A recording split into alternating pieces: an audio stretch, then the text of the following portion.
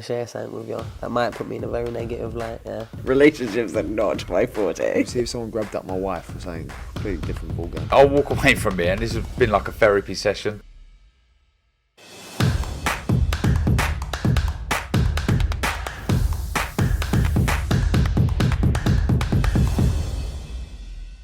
Oscar Bevis, IFL TV, proudly sponsored by Everlast. Fabio Wardley joins me. Fabio, thanks for giving me some of your time.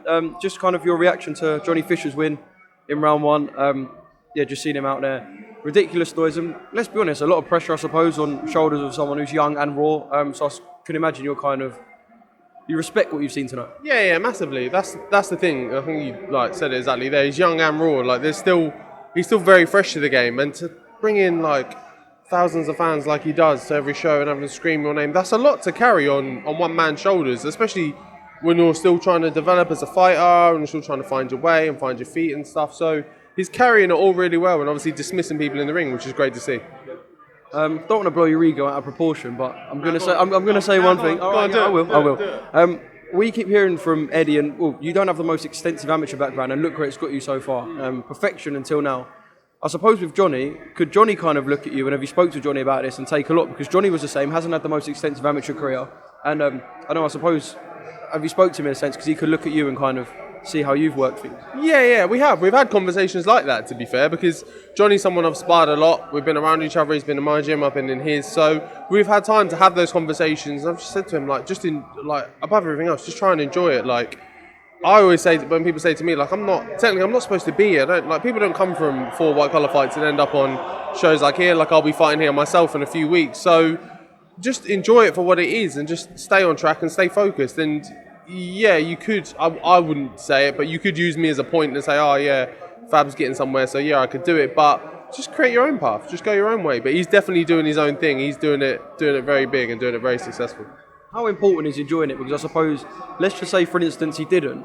It's one of them things where I guess you look back in 10 years, or you look back when you hang the gloves up and you're like, why didn't I just suck that all up?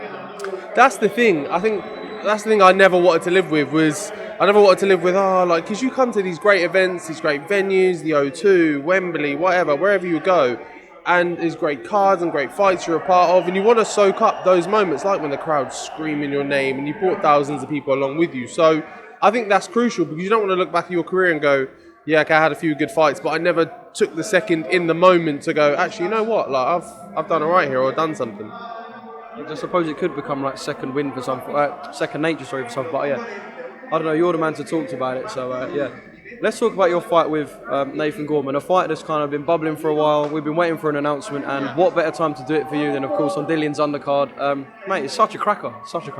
Yeah, great fight, and one I've been hunting for a while. Me and Nathan have danced around each other for a little bit. We've both been saying we want it. A few things have got in the way here and there, but we've got it signed, sealed, done, and it's not long to go. It's 4 weeks or so now, so we're almost there, and I can't wait. I've been really hounding Eddie, Dill, the team for a good, real tough fight, because that's what I really want. I want to get my teeth into something like that, and I can't wait for the 26th. Yeah, because I spoke to Nathan recently at a show a couple of weeks ago, and he said he felt from your side it wasn't being pushed enough. So this is kind of one of them instances where both fighters wanted it. It's just there's a lot of shit to deal with at times.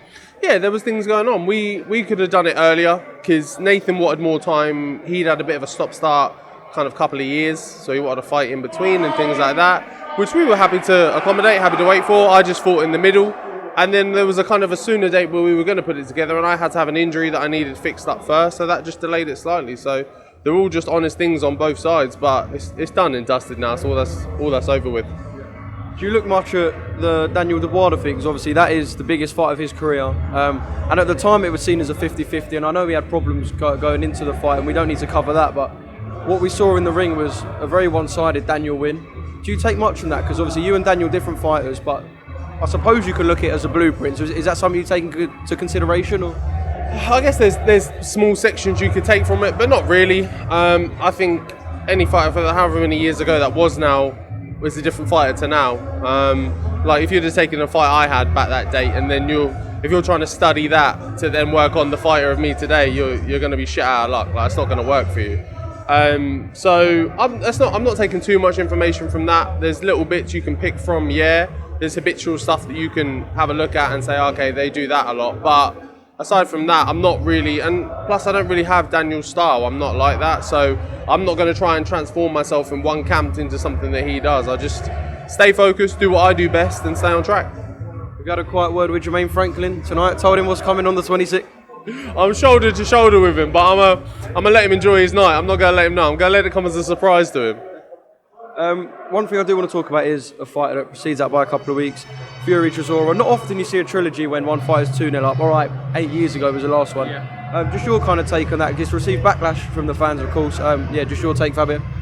Yeah, it's a hard one, isn't it? Because on its own, in its own kind of capsule, it's a good fight. It's an interesting fight. It'll be entertaining at least, above anything. But the problem comes when it's not the fight obviously people asked for, it's not the fight people wanted. There's other really big kind of mega fights out there that seem like the public are really calling for a lot more. So then when you want that and then you get something like this, again, it's not to take away from the fight because I think it will be an interesting one, but it's just not exactly what everyone was looking for. And I get that, Fabio. Thanks for some of your time. Appreciate it. Top man.